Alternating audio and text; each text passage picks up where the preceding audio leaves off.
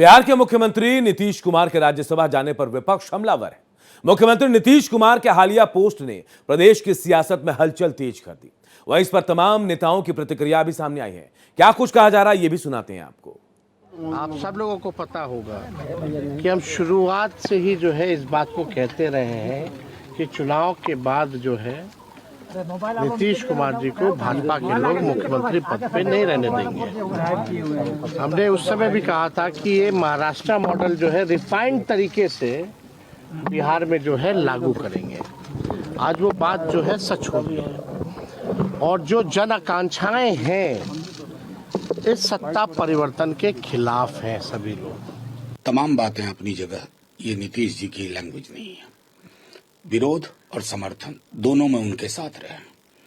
ये दिल्ली में लिखा गया ट्वीट है। मतलब कितना बचकाना लगता है ये सुनना भी।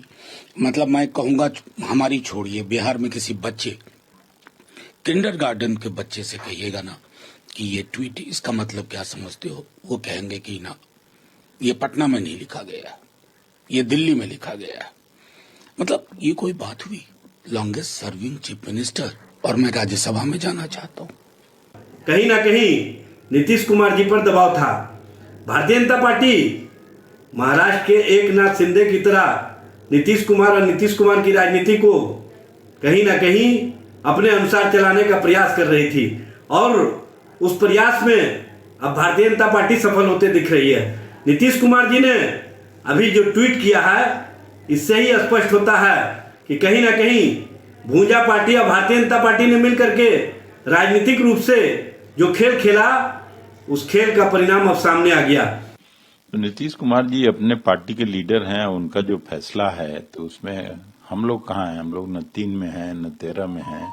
लेकिन हम लोग कैंपेन के दौरान भी ये बात कहते थे। उस समय भारतीय जनता पार्टी का कोई उस तरह का लीडर था नहीं जिनके नाम पर वोट मिलता बिहार में। तो ये सच्चाई है। लेकिन नीतीश जी का तो अपना फैसला है, इसमें मैं उस बात से सहमत नहीं हूं। तो बिहार की राजनीति में बड़े हलचल की शुरुआत हो गई। क्या सत्ता परिवर्तन की बात शुरुआत है? कौन बनेगा, ये सबसे बड़ा सवाल है। तो बिहार की सियासत में बड़ा फेरबदल हो रहा है। नीतीश कुमार राज्यसभा जाने वाले हैं। अब सवाल यह है कि मुख्यमंत्री अब बिहार का कौन होगा। बहुत सारे सवाल हैं और सवाल का जवाब हम आशुतोष कुमार से जानेंगे। पटना से हमारे साथ जुड़े हमारे सहयोगी आशुतोष, नीतीश कुमार, कहा जा रहा था कि जब चुनाव जीत के जब मुख्यमंत्री बने, हो सकता है आने वाले 1 साल के बाद नीतीश कुमार एक कुर्सी बीजेपी को सौंप देंगे, लेकिन इतनी जल्दी ये पता नहीं था। अब क्या है? 2 सवाल है, कौन मुख्यमंत्री बनेगा बिहार का, और अगर नीतीश कुमार जैसा बड़ा कद का नेता केंद्र में आता है तो क्या मोदी कैबिनेट में शामिल होंगे?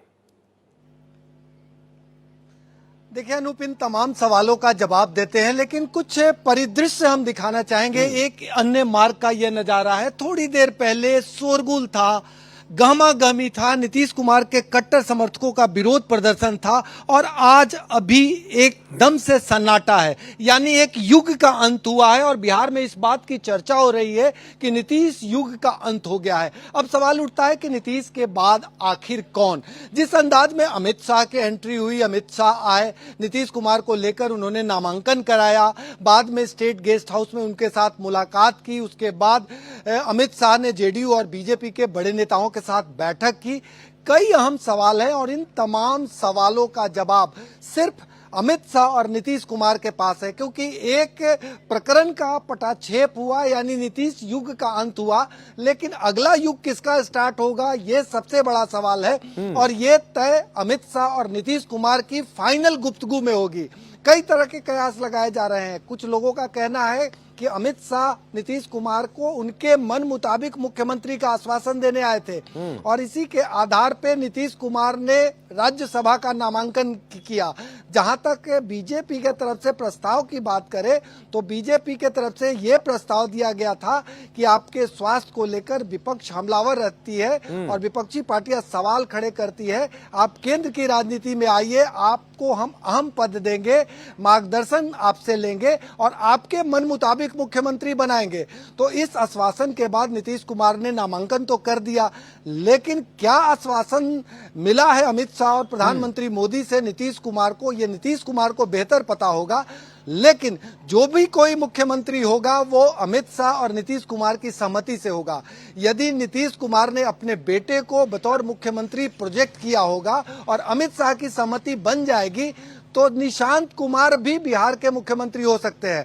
अन्यथा बीजेपी के तरफ से जो प्रस्ताव दिए जाएंगे उस पर यदि नीतीश की सहमति हो जाएगी तो कोई भी बिहार का मुख्यमंत्री हो सकता है। और रेस में कई ऐसे नाम हैं, सम्राट चौधरी, विजय सिन्हा, नित्यानंद राय, ऐसे कई नाम तैर रहे हैं। और इन तमाम नामों में जिस अंदाज में डिसीजन लेने के मामले में चौंकाने वाला बीजेपी हमेशा चौंकाती है। कोई भी बिहार का, बीजेपी हर फैसले कोई से भी चौंकाती है, बिहार का चाहे सीएम नितिन हो नवीन सकता का है। नाम हो या फिर दूसरे लोगों का नाम हो सकता है इस बार भी बीजेपी चौंका है। लेकिन हम आगे आपसे अपडेट लेंगे, आप बने रहिएगा, आगे हम आपसे अपडेट लेंगे। बहुत बहुत शुक्रिया फिलहाल आपका।